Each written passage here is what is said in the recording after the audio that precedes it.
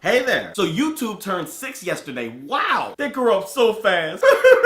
Pretty soon they'll be heading off to first grade, learning calculus, English lit, physics, 10-page term papers, psychology. Wait, what's that? Normal kids don't learn that stuff in first grade? I guess everybody can't be geniuses like me. But YouTube, wow, you are really getting up there. As of yesterday, more than 48 hours of video is uploaded every minute. And half of that is from Chris Perillo. Don't tell him I said that. But one of the most interesting statistics from the blog yesterday was they are now past the 3 billion views a day mark. That's like every US resident watching 9 videos a day. And none of them being my videos.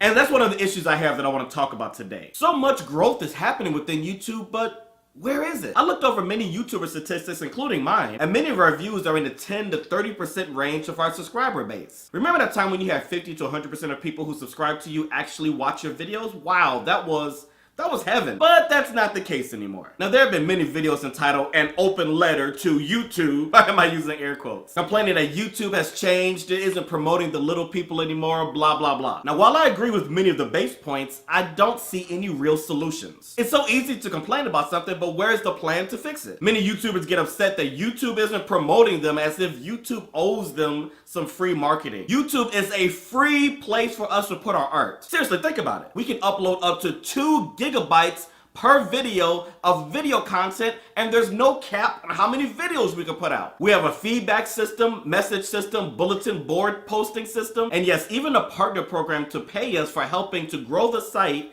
and to make some money for ourselves. I think we take for granted how much is free and think we're entitled as if we're paying for the service. In my opinion, if you want to be promoted and grow, stop sitting on your butt and waiting for someone else to hold your hand. We need to learn how to properly network with people. Learn to make new friends. Collaborate better. And not sit around waiting for the big boss to help us. There we go again. Case in point, when I see a guest in someone's video that I subscribe to, I'm more likely to watch that guest and maybe even subscribe because the person that I like and I trust who's in my network has recommended them. To me, that's much better than accidentally finding someone on the front page, whether it's in a promoted section, spotlight, or feature. So when those two got together in that video and collaborated, that was a good networking opportunity, and now they have expanded their network. Now, networking doesn't mean spamming, it doesn't mean whoring yourself out, but it's learning how to have real people skills and not come off as annoying, overbearing, or creepy. So you should try to create a network around your subscriber base and then branch off from there. That seems to be the easiest way to start. You want to reach somebody big? Well, spamming them is not going to be the way to effectively do it. Not if you want to have a long-lasting relationship. But many times you are simply 1 to 2 people away from them within your network, so you'd be surprised. However, do not use people. Make real friends. If people detect that they are being used, your rep is destroyed forever. But just don't make any friends. Make the right friends. There are certain people in this world that seem to know everybody, and they seem to be connected to everyone. Connecting with those people will not only benefit you, but it'll benefit them because it expands their network, and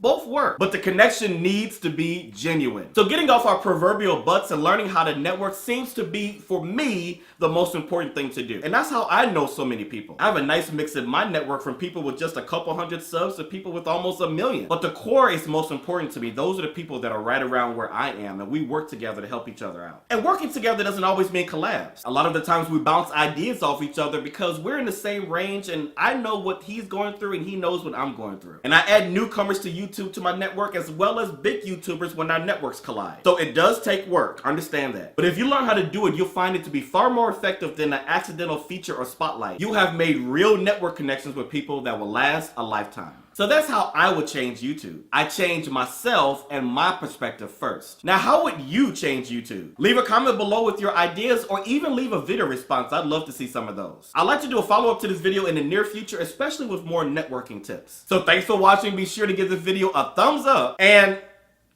go YouTube. Did I just do that? WILSON Tech 1. This is the blog that's so much darn fun. For current events, Lamarr second to none. Subscribe now to Wilson Tech 1. Go YouTube.